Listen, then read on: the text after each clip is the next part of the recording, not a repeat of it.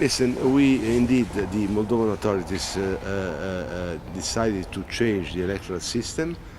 This is not the first time, because they tried again back in 2013 to switch from a proportional to a mixed system.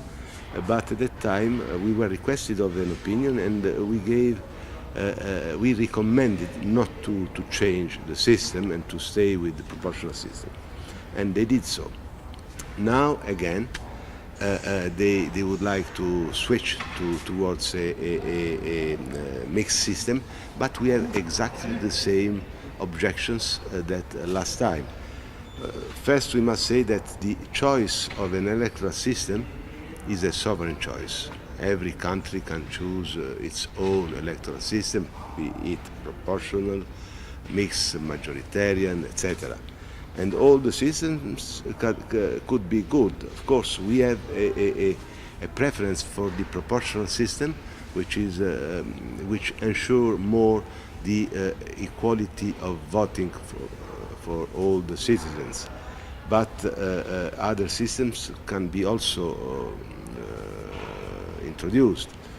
For Moldova, the problem is that in the present situation, the mixed system, in our opinion, is not the best solution, because for the majoritarian part of the system, there could be a big influence of business and other interests in the politics. This is the most important reason. Apart from that, we have also identified some improvements, if they will introduce this system, in order to improve in general the electoral process. So there was an important delegation of Moldova in Venice last Friday.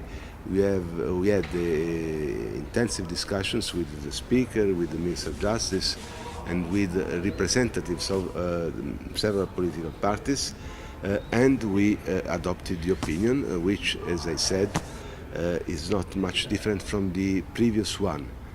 I don't know whether it's a PR campaign of President Dodon. I was in Moldova in March, towards the end of March, and I had meetings with him, and indeed he was in favor of increasing the reasons of dissolution of the parliament. He requested an opinion to the Venice Commission, and the opinion recommended not to introduce too many reasons for dissolution, because Moldova is a parliamentary system. So in parliamentary systems there is of course a balance, as in all the systems, between the powers,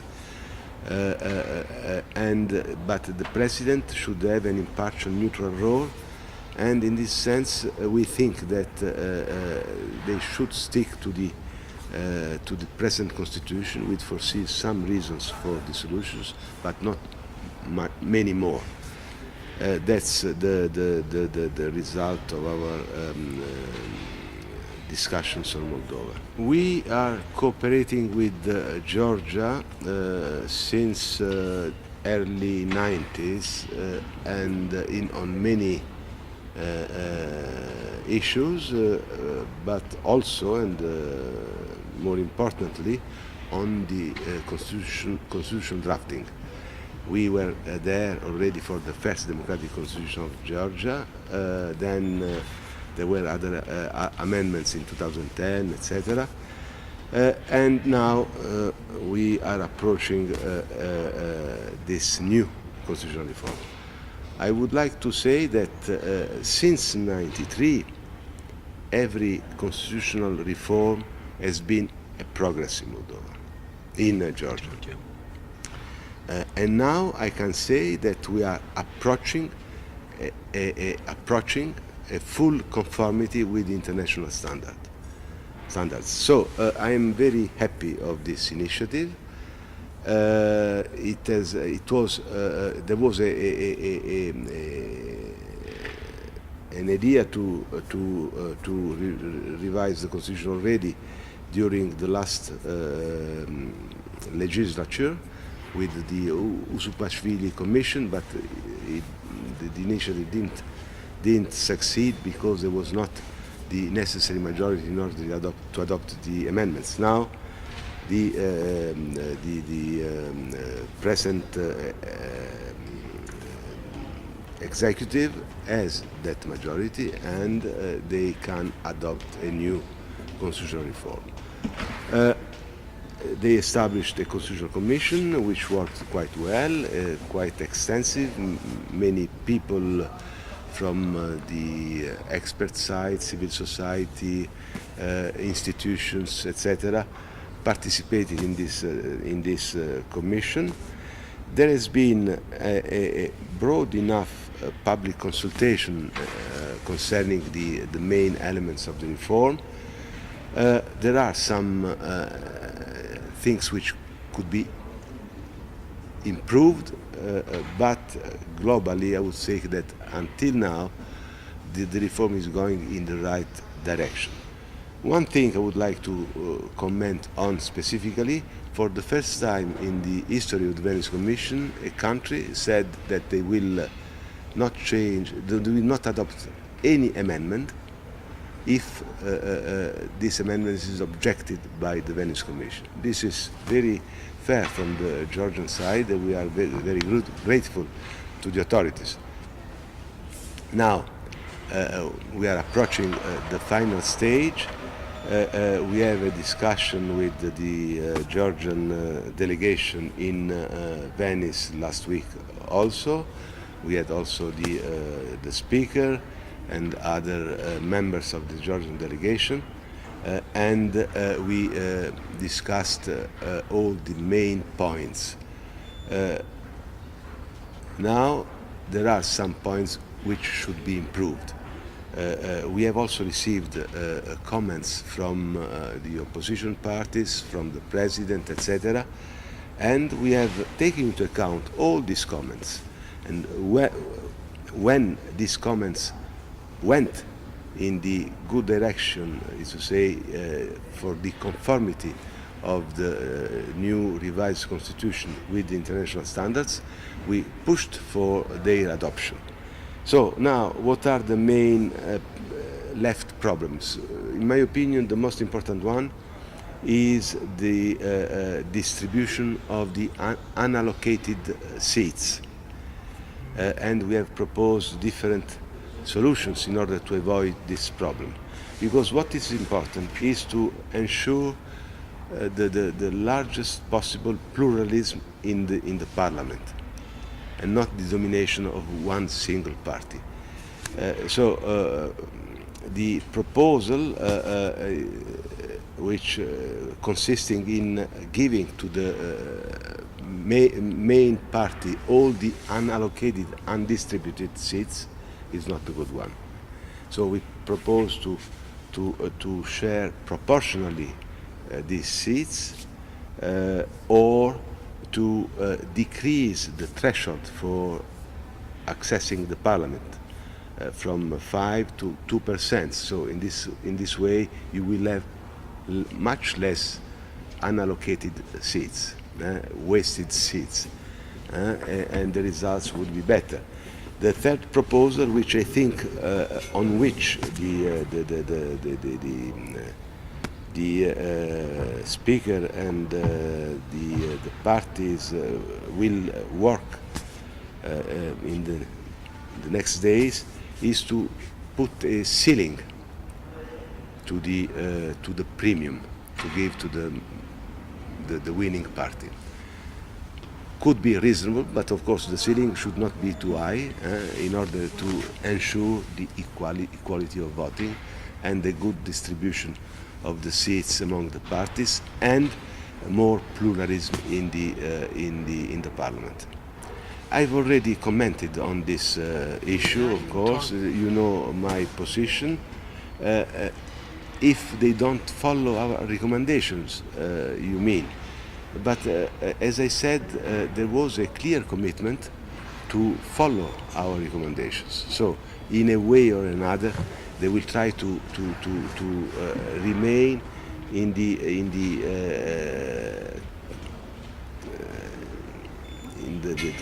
among. They will choose among the recommendations of the Venice Commission.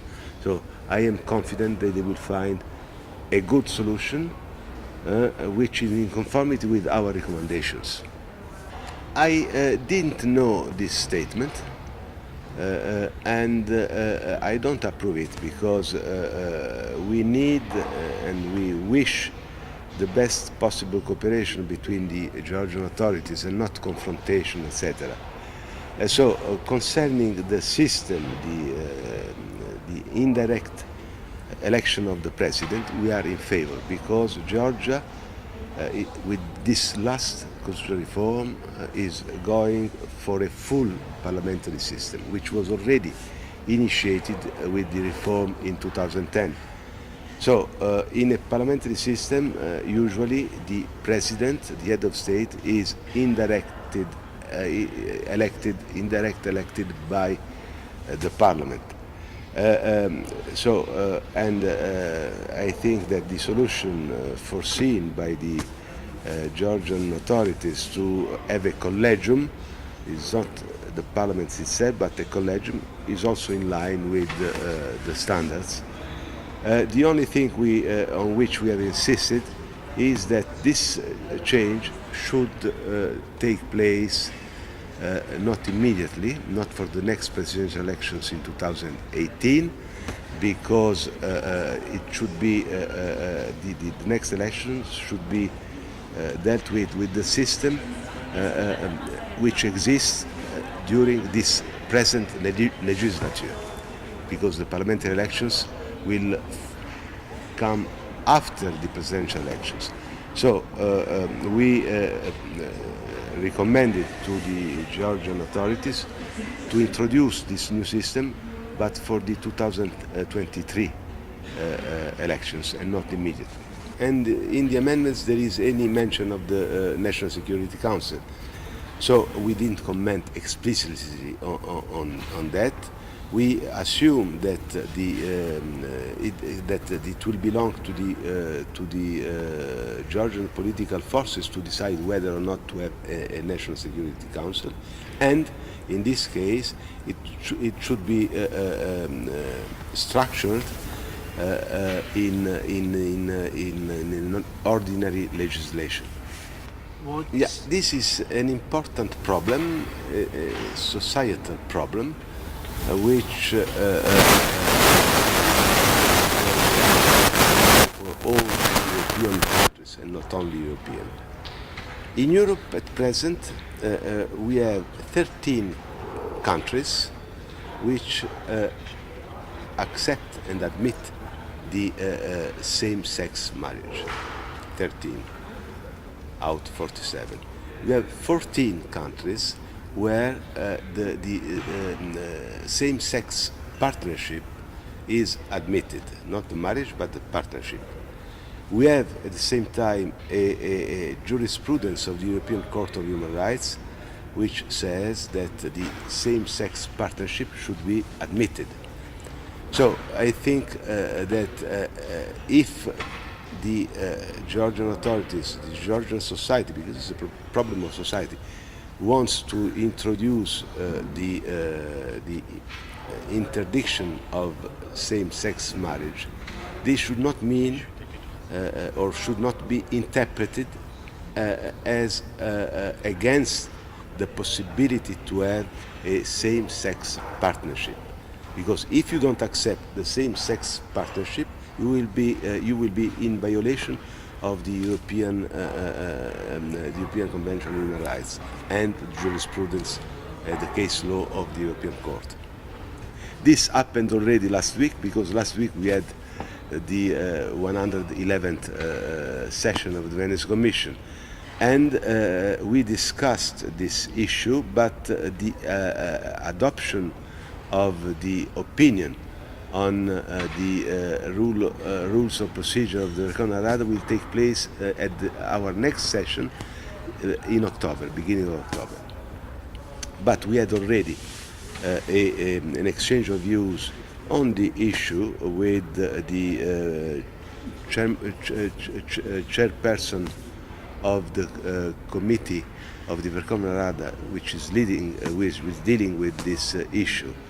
And I think they are. It will be not difficult to modify, to change the rules of procedure of the Verkhovna Rada at this first level. Then perhaps there should be a second level of discussions in order to improve even more the rules of procedure, in order to simplify the decision making, the functioning of the parliament, etc.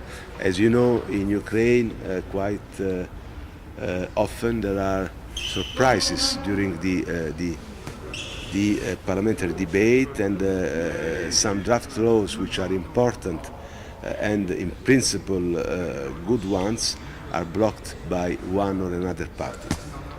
The last example was, for instance, the draft law on the Constitutional Court, which was not adopted by the Verkhovna Rada as foreseen, but fortunately it has been sent to a committee of the Rada, and I hope that this important draft will be adopted as soon as possible. Listen, this is not a topic on which the Venice Commission works, because as you probably know, in the Council of Europe there is a special body for this kind of questions, which is called Greco. And I'm sure that the Greco will deal with this issue, and is already dealing with it. Concerning your question, I think that all these bodies, anti-corruption bodies, are good ones. But it's not easy in the Ukrainian context to make an efficient work. That's why, most probably, as you said, we don't see many cases of punishment of corruption, etc. Concerning an anti-corruption court, in general, I'm not in favor for the proliferation of courts, but perhaps in Ukraine it could be a good idea if it is confirmed that it will be an added value to the existing anti-corruption body which you have mentioned. You know, with the problem of corruption, the judicial system in Ukraine is the second, or I would say even the first, main problem of the country. I'm very pleased that we succeeded with the Ukrainian authorities in order to amend the constitution and pass constitutional amendments in order to improve the judicial system. A judicial system, a good, impartial, independent judicial system is important for the citizens, the individuals, but also for the economy, because foreign investments will not come to Ukraine if the system is not independent and impartial. That's why we attached a lot of importance to the amendment of the judicial system. The amendments were good. We accepted, which is an exception for us, the vetting of the present members of the judiciary, which proved to be partial and not independent. Now the vetting is going on. There is this process of the appointment of judges to the members of the Supreme Court, and I hope that the Supreme Court will be composed by good lawyers, independent and impartial.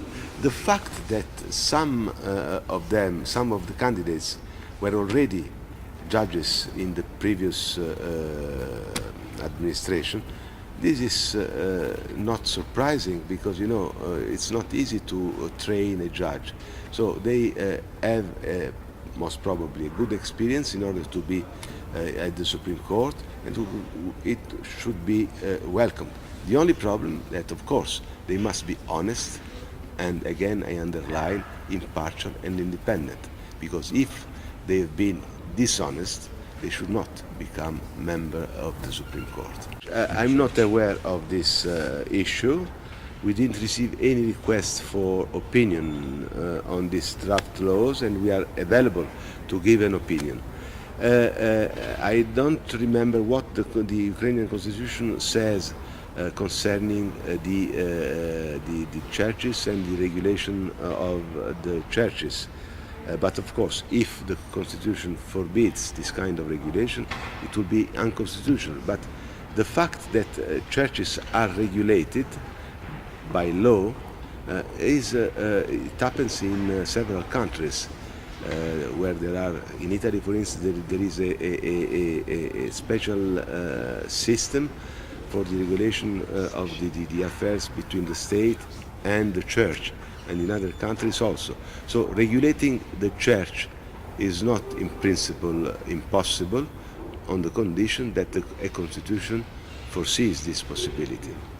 This is new for me, and in principle, the trend is towards republics more than monarchy.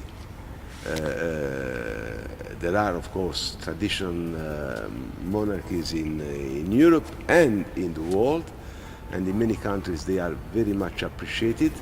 But the problem is that a monarch should be really above everything, it should not be involved in any political matters.